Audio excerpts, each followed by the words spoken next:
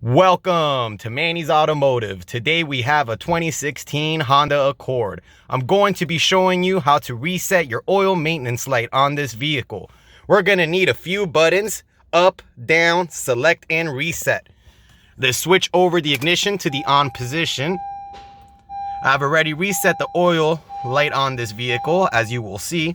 We're going to scroll using the down button until we reach vehicle settings, which should be at the bottom. Then you're gonna push the select button and you're gonna scroll down until you reach the oil maintenance reset right there. You press select, you scroll down to reset, and you press select again. And you have successfully reset your oil maintenance light.